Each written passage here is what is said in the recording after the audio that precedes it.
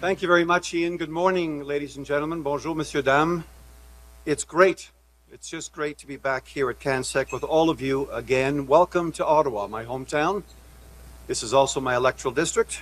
So I'm looking for voters, if anybody has any intention of moving to Canada or to Ottawa.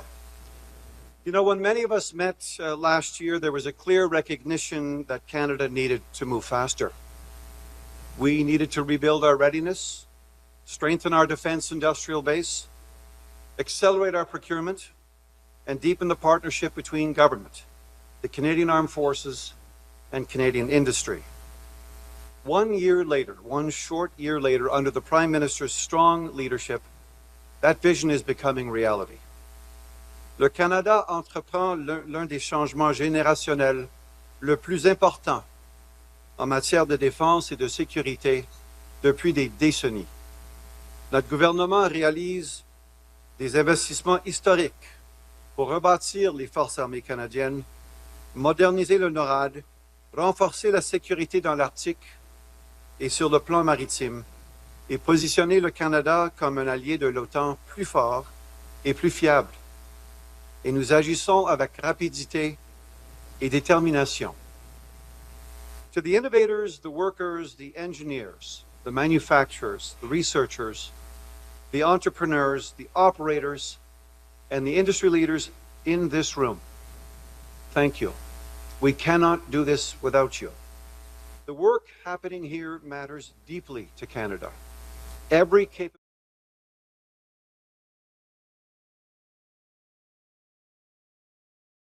you can feel the momentum. Canada's moving. Canada is rebuilding, and Canada's stepping forward with renewed confidence and purpose. Because our government understands something rudimentary, something fundamental. A stronger Canada requires stronger national defense. And stronger national defense requires a strong Canadian industrial base. That's why all of you in this room are so important. You're not simply suppliers. You're partners in Canada's security, resilience, and future prosperity. We all know the global security environment is changing rapidly, sometimes too fast to follow. From the Arctic to cyberspace, national security and economic security are now deeply connected. And Canada is responding with seriousness, ambition, and confidence in Canadian capability. Because this country has extraordinary talent, extraordinary workers, and extraordinary companies capable of leading on the world stage. That is what CanSec represents. Not only the strength of Canada's defense sector, but the strength of Canada itself. And under the Prime Minister's leadership, Canada is showing the world that we are prepared to lead, we are prepared to invest, and we are prepared to meet this moment with confidence and resolve. And on that note, ladies and gentlemen, it is my great honor and privilege to ask you to join me in helping to welcome the Right Honourable Mark Carney, Prime Minister of Canada. Thank you very much.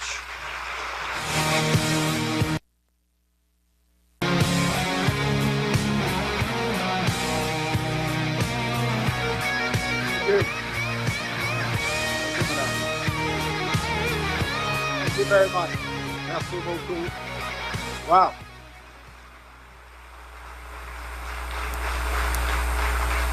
Funny, I'm the first Canadian Prime Minister to speak at CanSec. I don't know why the other ones didn't come. This is fantastic. What a great way to start the morning. Thank you, David, Minister McGuinty, for your leadership. Secretary of State Fuhrer, for your leadership. President Doug Guzman, for your leadership of the Defense Investment Agency. Thank you all for being here. Thank you, Kristen, for your vision, and everyone in this room's vision to build Canada's defense and security industry. You know, I'm here because the world, and you know this far better than I, but even I sense it. Even I sense it. The world of defense and security are changing rapidly. Here at CanSec, 300 exhibitions, over 100 delegations, the largest CanSec ever. It is the first held at the newly renamed Cohere Center. If you don't know who Cohere is, you will in the coming years in the world of transformation of artificial intelligence. And it's a sign, that name is a sign of just how integrated technology is becoming with defense. Tout le monde ici présent sait que les présomptions qui ont défini des décennies de politique canadienne en matière de défense et d'affaires étrangères ont été chamboulées. Les menaces auxquelles nous faisons face sont nombreuses et se multiplient.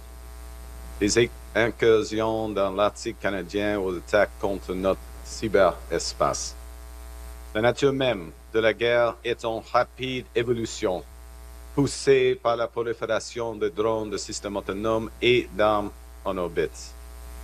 Des conflits pourraient émerger plus près de nos frontières qu'avant, et de nouvelles armes réduisent la distance qui nous en sépare. The world's changed. We all know that. Canada must change with it. We get that. And that's why just 6 weeks after forming government, we announced our ambitious plan to rebuild, rearm, and reinvest in the Canadian Armed Forces. We embarked on this project first and foremost to protect Canadians, to defend our territory, to secure our borders, and to protect our sovereignty. Over the past year, Canada's new government has worked at an unprecedented pace and scale. We've enacted the largest increase in defense investment in Canadian history. We're now protecting Canada's high north and Arctic with year-round armed forces presence on land, sea, and air. We've expanded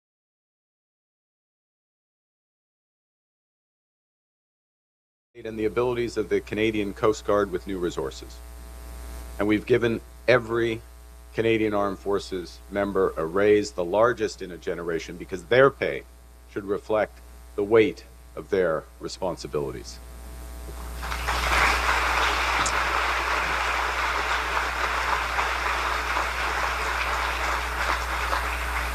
These things have an impact already.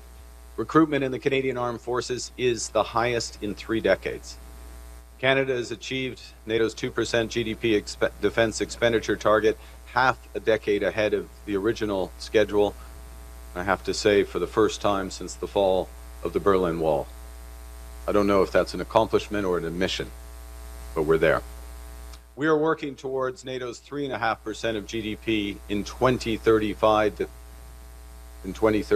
defense expenditure target through major new investments in strategic capabilities, including a modernized submarine fleet and one of the world's largest fleets of icebreakers to strengthen our defense of the Arctic. We are already meeting NATO's 1.5% target for critical defense infrastructure, from upgraded ports, airports, air bases, to new northern operational support hubs to deter threats in the north.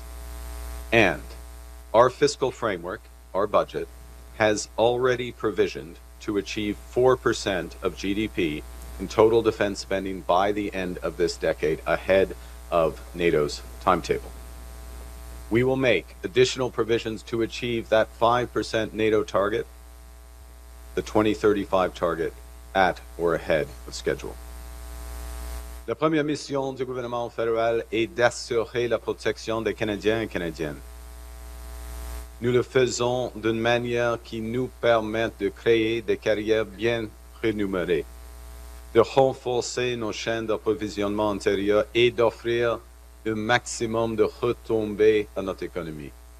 C'est pourquoi nous avons lancé d'importantes mesures pour adapter notre système d'approvisionnement en matière de défense et favoriser une construction à grande échelle qui soit rapide, souple et efficace. Nous avons lancé l'Agence de l'investissement pour la défense afin de simplifier le processus d'approvisionnement pour en faire un seul processus centralisé qui réduit les dédoublements d'approbation et les formalités administratives.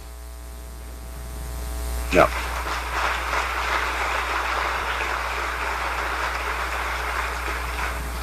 about time, you say, yes. C'est le moment. L'Agence d'investissement pour la défense développe les capacités souveraines essentielles à notre aptitude à défendre nos frontières, nos océans et l'Arctique. Et elle contribue à garantir que chaque dollar dépensé maximise les carrières, les industries et les retombées économiques au Canada. Le Canada, et merci Madame Goudon, le Canada dirige les travaux visant à établir la Banque de la Défense, de la Sécurité et de la Résilience. Cette banque va mobiliser de financement à faible coût au Canada et chez nos alliés de l'OTAN afin de renforcer la production et les technologies en matière de défense. In February, we announced, as the minister mentioned, I think you all know, we announced Canada's first ever defense industrial strategy, a bold plan to get our armed forces what they need, when they need it, a plan to scale Canadian defense companies and to put $500 billion to work in strategic sectors of our economy. The framework is simple: build, partner, buy. We are focused first on building in Canada, directing procurement to Canadian firms where we have those sovereign capabilities. Where we can't build alone, we're partnering with like-minded allies, attracting investment, transferring IP, and integrating supply chains so more public dollars flow back to Canada. And to that end, this year, Canada became the first non-European country to join the EU's Safe Defence Procurement Initiative.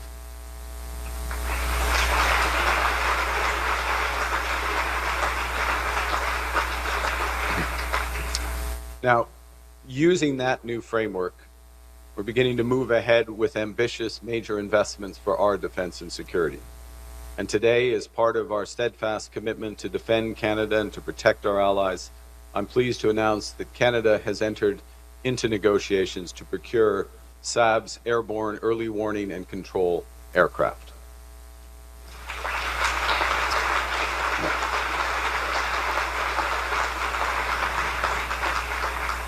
With its suite of advanced sensors and mission systems, Saab's Golden Eye will be a key resource for Canadian Armed Forces to detect and deter threats across the Arctic. The Global Eyes, better get the branding right. Global Eyes Airborne, we'll check the contract, make sure we've got the right. That's why we have Guzman and Fuhrer on the case. The Global Eyes Airborne surveillance capability can track objects and signals up to 650 kilometers away. And they'll share in real time that information with the Canadian forces and our allies. At the heart of the Global Eyes system is the Canadian-made Bombardier Global 6500, an aircraft that includes 20% US content, which gives a sense of just how integrated these defense systems are. Saab and Bombardier's expertise is transforming a modern jet into a cutting-edge surveillance aircraft with altitudes of over 30,000 feet. The Global Eye partnership will establish Canadian-based production capability, including aircraft conversion and missionization, engineering collaboration, R&D, and potential participation in radar component production, positioning Canada as an integral part of the Global Eye global supply chain. En tout, ce seront plus de 3 000 emplois qui seront soutenus dans le secteur aérospatial canadien. Et pas moins du tiers de la flotte prévue d'appareils Global Eye sera produit au Canada au cours des 15 prochaines années. Cela représente au moins 40 appareils, y compris les commandes à l'exportation pour les alliés construits par les travailleurs canadiens. At least 40 aircraft. The Saab Global Eye combines airborne early warning and control with long-range air, sea, and land surveillance in real time, as I said, in a single platform. It's advanced, it's available, and operational. It's one of a kind. This is an example of Canada's defense industrial strategy in action. It builds Canadian strategic autonomy, creates Canadian jobs, and reinforces Canada's position as a global leader. And it's the product of choice for many of our partners, including France, Sweden, the UAE, and more to come. A strong, resilient defense industry requires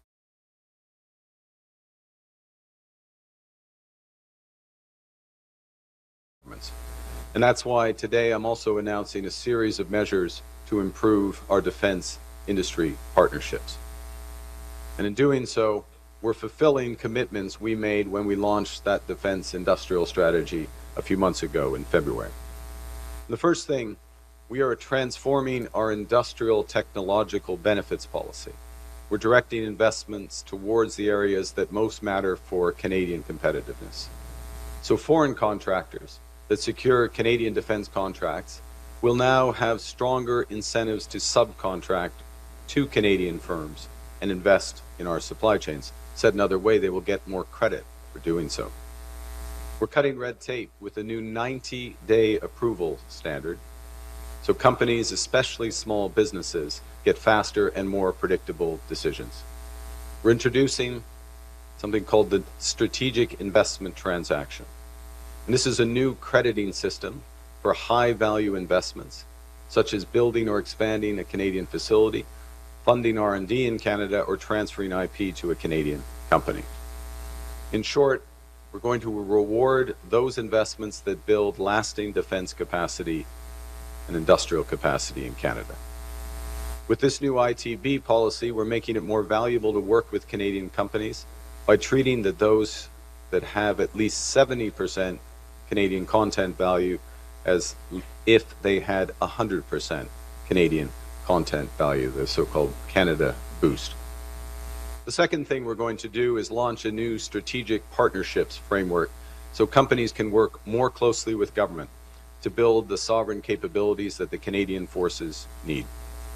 So rather than one-size-fits-all procurement, our new framework will catalyze robust partnerships, with government sharing operational priorities and industry bringing your innovation and your expertise. Companies designated as strategic partners will invest in Canadian R&D, grow our domestic supply chains, hire a Canadian workforce.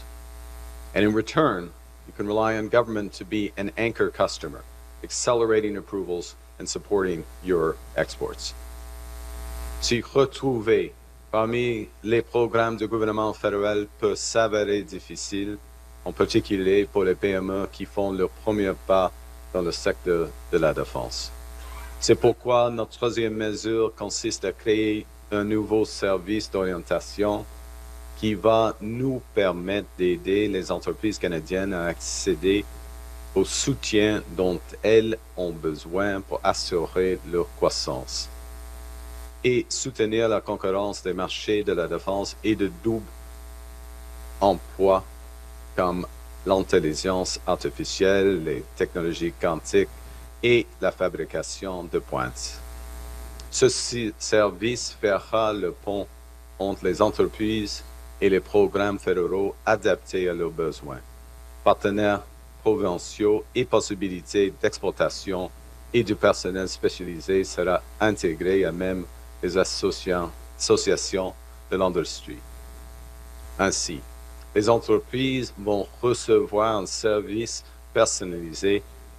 Nous ne nous perdrons plus des détails administratifs et surtout, le gouvernement pourra répondre plus vite aux demandes. All of that says concierge service for our companies. Finally, to ensure the partnership between government and defense industry remains in sync, we will be establishing a new Defense Advisory Forum. That will be comprised of senior industry executives drawn from across our 10 identified sovereign capability areas and from every region of the country.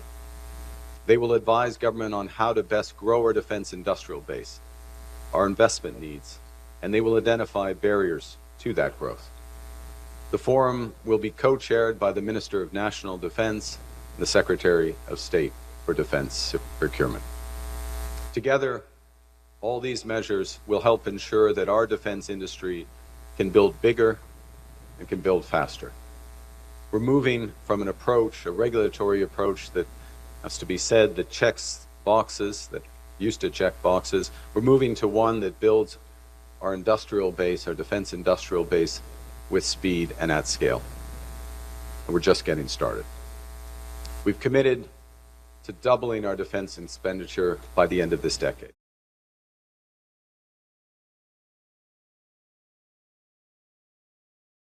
Next 10 years, Canada will invest $180 billion directly in defense procurement, $290 billion in defense and security-related infrastructure, and we expect to create an additional over $125 billion in downstream economic benefits. We will boost government investment in defense-related research and development by almost 85%, and we plan to increase our defense sector revenues by over 220%, our defense exports by 50%, and to create 125,000 new jobs in the sector. This will... No.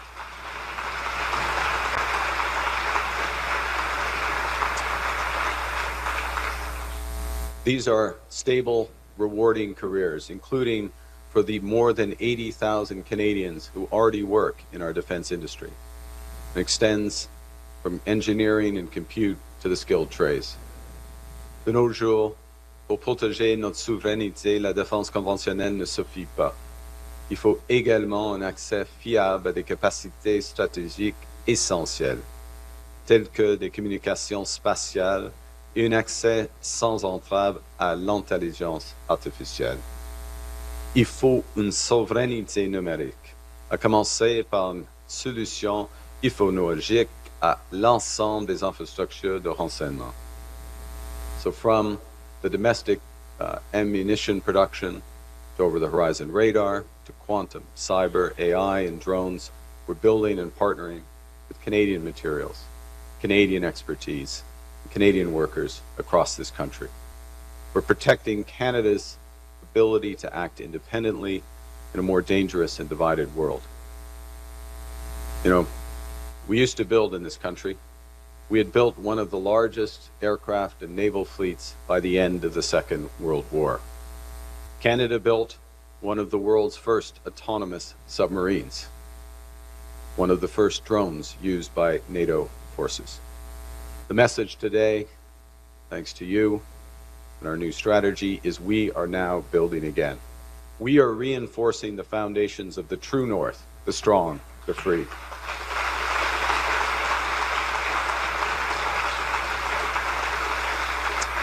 And going forward, Canada will be defined not only by the strength of our values, but also the value of our strength. Thanks to you. Thank you very much. Merci beaucoup.